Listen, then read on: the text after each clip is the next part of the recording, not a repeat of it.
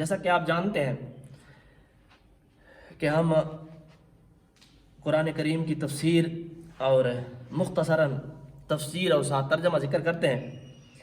اللہ تبارک و تعالیٰ نے اعلان فرمایا کنتم خیر امت، فرمایا تم اچھی امت ہو، بہترین امت ہو۔ یہ ایک مالک کریم نے کیوں ارشاد فرمایا؟ علماء فرماتے ہیں کیا اس وجہ سے کہ یہ امت نماز زیادہ پڑھنے والی ہے، روزے زیادہ رکھنے والی ہے، حج زیادہ کرنے والی ہے؟ کس وجہ سے اللہ تبارک و تعالیٰ نے اس امت کو بہترین امت قرار دیا؟ اس کی وجہ کیا ہے؟ علماء فرماتے ہیں پہلی وجہ تو یہ ہے کہ چونکہ ہمارے نبی تاجدار انبیاء ہیں، انبیاء کے سردار ہیں، جو ہمارے نبی اللہ کریم کو بڑے محبوب ہیں، پیارے ہیں، تو اللہ نے اپنے حبیب کے صدقے اس امت کو بھی بہترین قرار دیا ہے۔ چونکہ نبی بہترین ہیں، نبی اچھے ہیں، نبی سب سے اعلیٰ ہیں، نبی سب انبیاء کے امام ہیں، امام الانبیاء ہیں، تو جس طرح نبی سب سے اعلیٰ ہیں، دیگر نبیوں کی امت سے یہ امت بھی اعلیٰ اور افضل ہے۔ اور یہ افضلیت کیوں ملی؟ غلامی رسول کی وجہ سے، کہ جو بندہ بھی محبوب خدا صلی اللہ علیہ وسلم کی غلامی میں آیا، اللہ تبارک و تعالیٰ نے اس کو یہ عظمت اور شان عطا فرمائی۔ دوسری بات جو قابل غور ہے وہ یہ ہے کہ اللہ تبارک و تعالیٰ فرماتا ہے کنتم خیر امت، تعریف بیان کر رہا ہے کہ تم اچھی امت ہو۔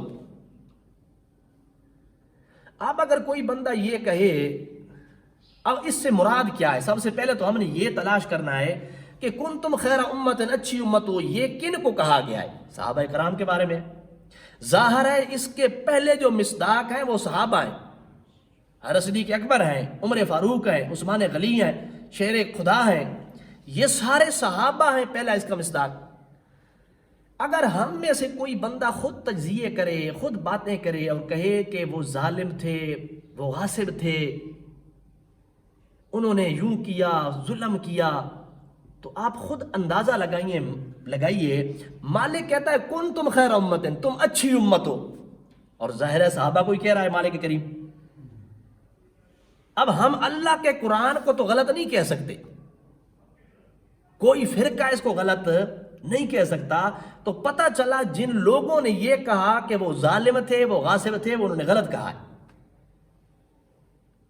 یہ نہیں ہو سکتا کہ مالک کسی کی تعریف کرے، اس کے بارے میں جانتا نہ ہو، مالک کو پتہ نہ ہو کہ یہ کل کیا کرے گا۔ تو مالک نے کہا کنتم خیر امت، اچھی امت ہو تم۔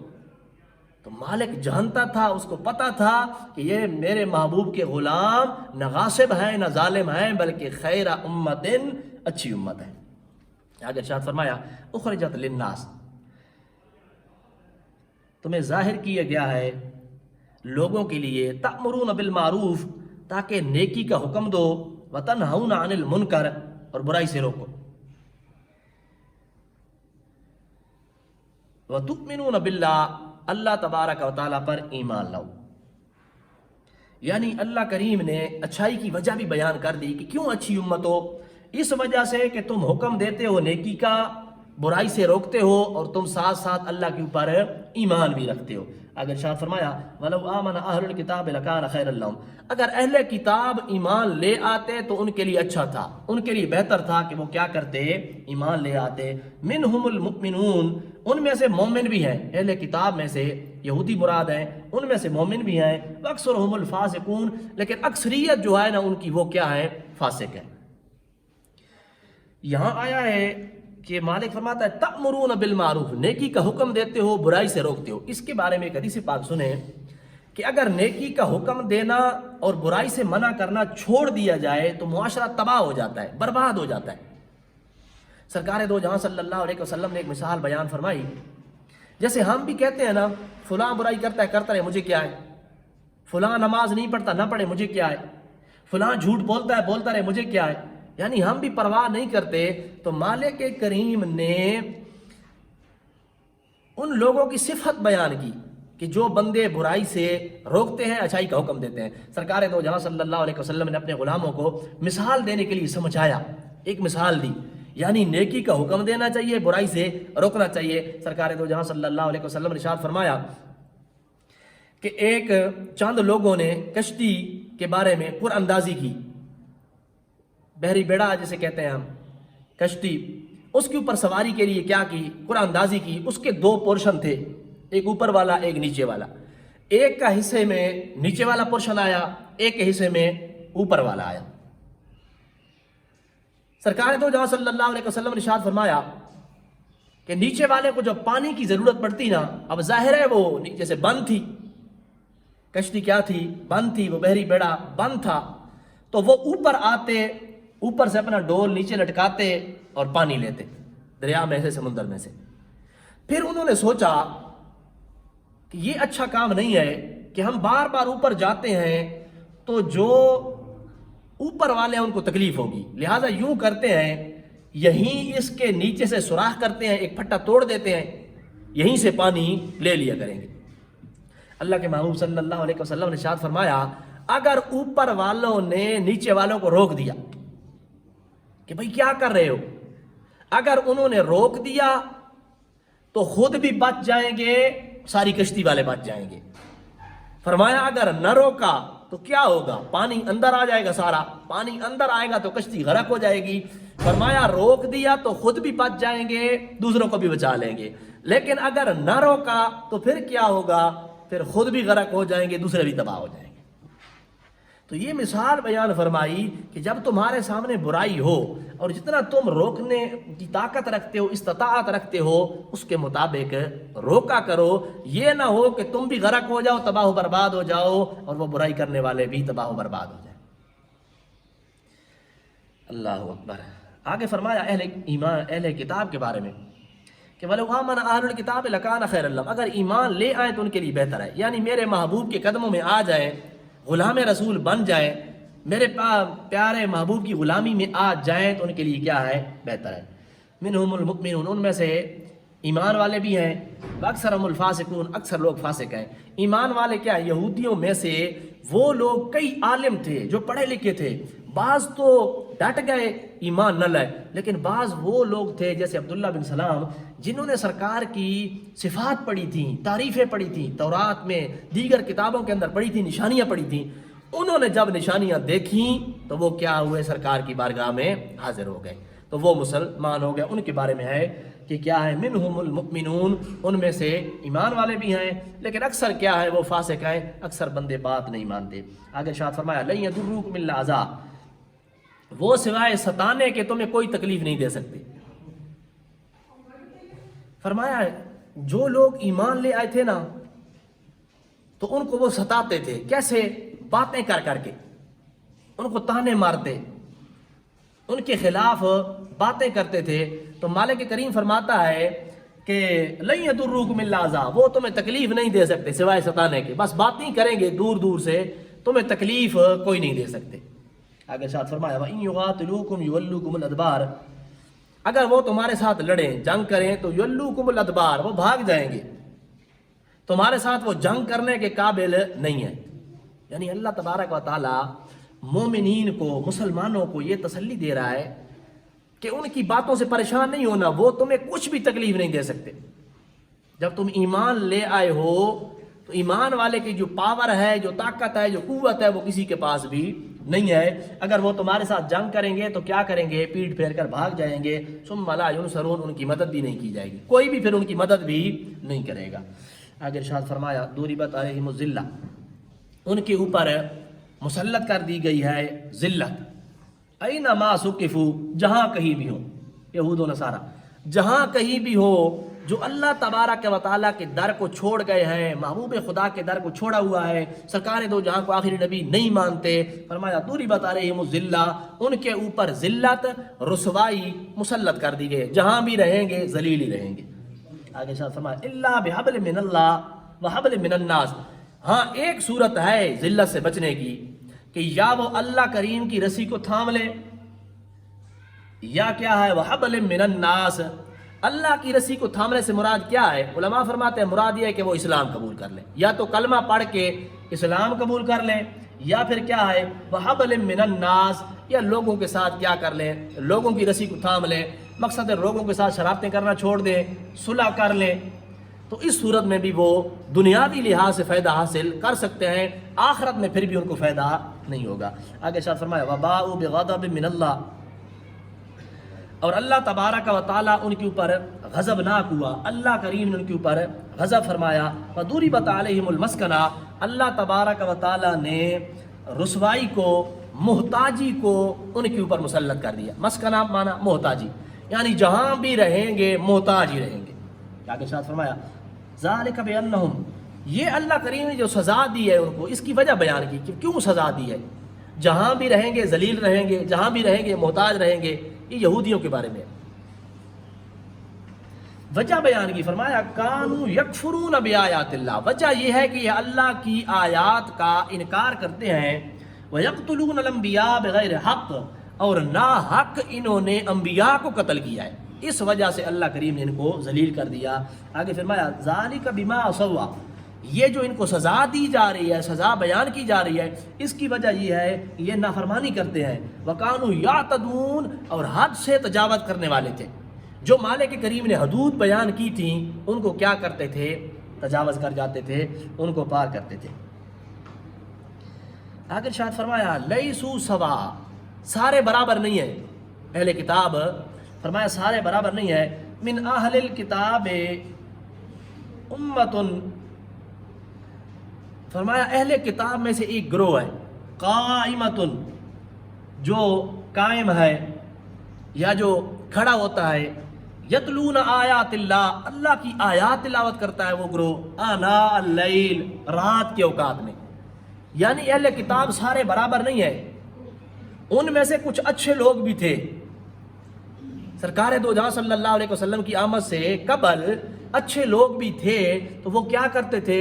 اللہ تبارک و تعالیٰ کی بارگاہ میں کھڑے ہوتے تھے، مالک کے سامنے اس کا قرآن بھی پڑھتے تھے، یعنی ان کی جو کتاب تھی اس وقت کی، تورات تھی، انجیل، وہ تورات انجیل کی تلاوت بھی کرتے تھے اور رات کو قیام بھی کرتے تھے، یعنی سارے برابر نہیں ہیں۔ وَهُمْ يَسْجُدُونَ، اور وہ سجدہ کرنے والے بھی تھے۔ تو وہ لوگ جو اچھے تھے، مالک کے سامنے جھکنے والے تھے، جب سرکار کی آمد ہو گئی، سرکار دو جہاں صلی اللہ علیہ وسلم جلوہ گر ہو گئے، تو کیا ہوا؟ انہوں نے ایمان قبول کر لیا، اللہ نے ان کو یہ توفیق عطا فرمائی۔ اگر ارشاد فرمایا یؤمنون باللہ، اللہ کے اوپر ایمان رکھتے ہیں، والیوم الآخر، آخرت کے دن کے اوپر ایمان رکھتے ہیں، وَيَأْمُرُونَ بِالْمَعْرُوفِ، نیکی کا حکم دیتے ہیں، وَيَنْهَوْنَ عَنِ الْمُنْكَرِ، برائی سے روکتے ہیں، وَيُسَارِعُونَ فِي الْخَيْرَاتِ، نیکی کے کاموں میں جلدی کرتے ہیں، وَأُولَٰئِكَ مِنَ الصَّالِحِينَ، یہی لوگ کیا ہیں؟ صالحین میں سے ہیں۔ تو اللہ تبارک و تعالیٰ نے صالحین کی چند صفات بیان کی۔ پہلی صفت بیان کی کہ وہ اللہ کو وحدہ لا شریک ماننے والا ہوتا ہے۔ دوسری صفت بیان کی کہ یوم آخرت میں اس کا ایمان ہوتا ہے، یعنی یہ اپنے منہ سے نہیں نکالتا کہ اس جہان میں ہے، کھا پی لو، موج کر لو، کھا لو، جو مرضی ہے کرو، تم سے پوچھ گچھ نہیں ہوگی، سوال نہیں ہوگا، نہیں، کیا ہے؟ اللہ کو بھی مانتا ہے، یوم آخرت کو بھی مانتا ہے، اس کا یقین ہے کہ جب میں مروں گا تو میدان محشر قائم ہوگا تو مجھ سے کیا ہوگا؟ اپنی زندگی کے بارے میں سوال ہوگا، میرا حساب کتاب ہوگا۔ اور آگے ایک صفت بیان کی کہ یہ نیکی کا حکم بھی دیتے ہیں، برائی سے روکتے بھی ہیں، وَيُسَارِعُونَ فِي الْخَيْرَاتِ، نیکی کے کاموں میں جلدی کرتے ہیں۔ یعنی جب ہمارے لیے بھی اس کے اندر سبق ہے، جب آپ نیکی کے کام کا ارادہ کریں تو فوراً کریں۔ آپ کے دل میں خیال آیا کہ میں اللہ کے راستے میں صدقہ کرتا ہوں، کسی غریب کی مدد کرنا چاہتا ہوں، تو جو خیال آئے فوراً وہ صدقہ کریں، فوراً وہ خیرات کریں، مگر نہ شیطان کیا کرتا ہے؟ انسان کے دلوں میں وسواس ڈالتا ہے، وسوسے ڈالتا ہے، کہتا ہے کل دے دینا، اتنی کون سی جلدی ہے؟ اب آپ کے دل خوش ہوا، اللہ نے نعمت دی، آپ کا دل کرتا ہے میں مالک کے سامنے جھکوں، اللہ کا شکر ادا کرتا ہوں، نفل پڑھوں گا، تو جو خیال آئے فوراً وضو کریں، فوراً نفل پڑھیں۔ اگر مکروہ وقت نہیں ہے تو فوراً اپنے مالک کے سامنے جھک جائیں، نوافل پڑھیں۔ اگر آپ نے تھوڑا سستی کا مظاہرہ کیا تو پھر کیا ہوگا؟ شیطان کہے گا شام کو پڑھ لینا، کل پڑھ لینا، بڑا وقت ہے، رہتے رہتے رہتے وہ نفل بھی آپ کے رہ جائیں گے، جو آپ صدقہ کرنا چاہتے ہیں وہ آپ کا رہ جائے گا۔ تو اللہ کریم نے یہ صفت بیان کی ہے، وَيُسَارِعُونَ فِي الْخَيْرَاتِ، نیکی کے کاموں میں کیا کرتے ہیں؟ جلدی کرتے ہیں۔ تو نیکی کے کام میں کیا کرنا چاہیے؟ جلدی کرنی چاہیے۔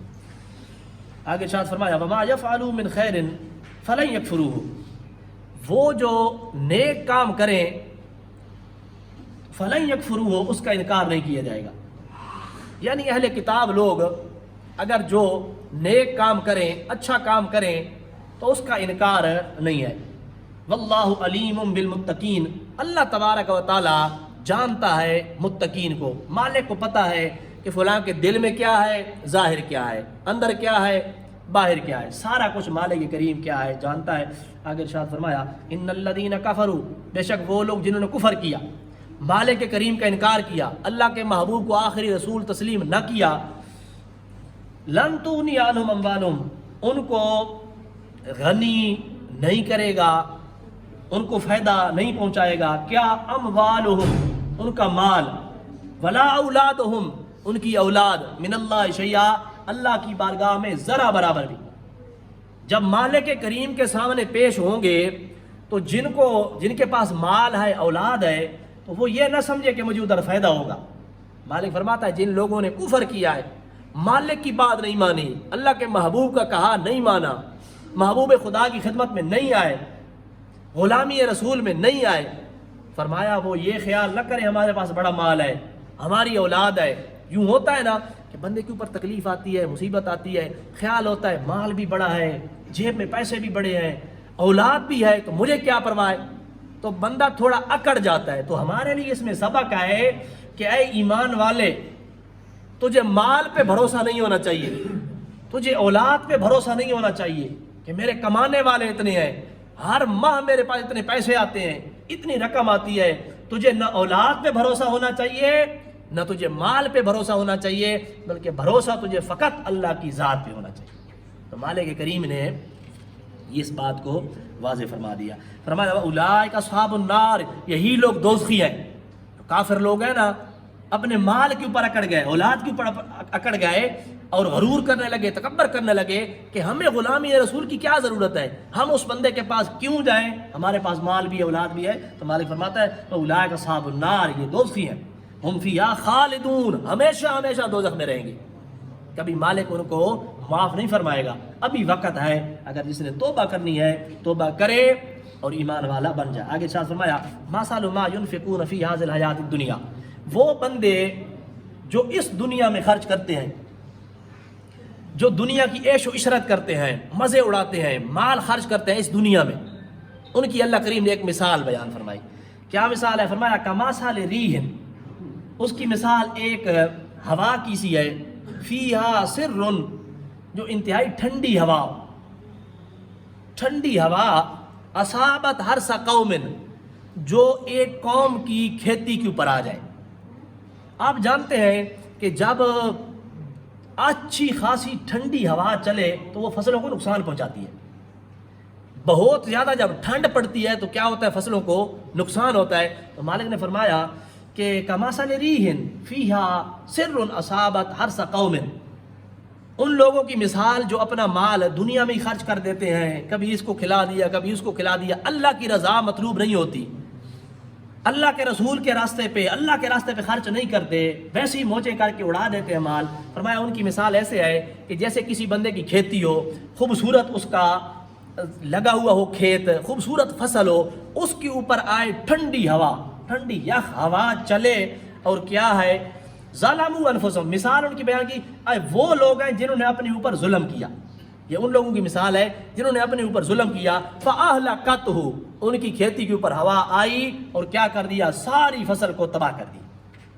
تو مالک نے یہ مثال بیان کی کہ یہ نہ ہو کہ جیسے وہ زمیندار سمجھتا ہے بڑی خوبصورت کھیتی ہے، مجھے فصل حاصل ہوگی، پھر یہ کروں گا، پھر وہ کروں گا، بڑے خواب دیکھتا ہے لمبے لمبے، تو اچانک ہوا آ کے سب کو کیا کر دیتی ہے، تباہ کر دیتی ہے۔ تو مالک نے فرمایا مثل الذین ينفقون فی الحیات الدنیا، جو اس دنیا میں مال خرچ کرتے ہیں، عیش و عشرت کرتے ہیں، مزے اڑاتے ہیں، ان کا خیال ہوتا ہے ہم یہ بھی کر لیں گے، وہ بھی کر لیں گے، یہ بھی ہو جائے گا، مال ہے پاس، کچھ پرواہ نہیں ہے، کسی کی پرواہ نہیں ہے۔ تو ایک مثال بیان کر کے بتا دیا کہ جیسے کھیتی تباہ ہو جاتی ہے، تمہارے آنکھ بند کرنے کی دیر ہے، تمہارا سب کچھ تباہ ہو جائے گا، میدان معاشر میں آؤ گے تو تمہارے ہاتھ کے اندر کچھ بھی نہیں ہوگا۔ ہم جانتے ہیں، ہمیں پتہ ہے یہ کوئی چھپی ڈھکی بات نہیں ہے، چھپی ہوئی بات نہیں ہے۔ جب مر جاتے ہیں تو کیا ہوتا ہے، ہمارے تن کے کپڑے بھی اتار لیے جاتے ہیں، اس سے تو بڑی بات کوئی نہیں، جیب میں جو ہوتا ہے وہ بھی نکال لیا جاتا ہے۔ تو مالک کریم فرماتا ہے، مثال دے کے یہ سمجھایا کہ یہ نہ ہو کہ تجھے اس مال کے اوپر غرور ہو اور دنیا میں مزے کرے، عیش و عشرت کرے، آخرت کا دھیان کر۔ آگے شاہ فرمایا وما ظلمہم اللہ، اللہ کریم ان کے اوپر ظلم نہیں فرماتا، اللہ نے ظلم نہیں کیا، ولیکن انفسہم یظلمون، انہوں نے اپنے اوپر خود ظلم کیا، یعنی مالک کریم ظلم نہیں۔ اب بندہ سوچے کہ وہ بندہ ان کے اوپر ظلم کیوں ہوا، مالک ان کو دوزخ میں کیوں بھیجے گا؟ تو مالک کریم فرماتا ہے کہ میں نے تو ان کے سامنے رسول بھی بھیجے، میرے رسول بھی آئے، کتابیں بھی نازل کی، ان کو سمجھایا بھی گیا، ان کو بتایا بھی گیا یہ عارضی دنیا ہے، چند دن کی دنیا ہے، ایک سایہ ہے جو تھوڑی دیر کے لیے رہتا ہے پھر ختم ہو جاتا ہے، تمہاری زندگی سائے کی طرح ہے، ختم ہونے والی ہے۔ سب کچھ ان کو بتایا گیا لیکن انہوں نے عمل نہ کیا، ایمان نہ لائے۔ تو فرماتا ہے مالک کریم فما ظلمہم اللہ، اللہ کریم نے ان کے اوپر ظلم نہیں کیا، ولیکن انفسہم یظلمون، ایمان قبول نہ کر کے انہوں نے اپنے اوپر خود ظلم کیا۔ اللہ اکبر۔ آگے نیا مضمون شروع ہو رہا ہے، انشاءاللہ اگلے جمعے سے اس کو شروع کریں گے۔ دعا ہے اللہ تبارک و تعالی ہم سب کو عمل کی توفیق عطا فرمائے، آمین ثم آمین، وما علینا الا البلاغ المبین۔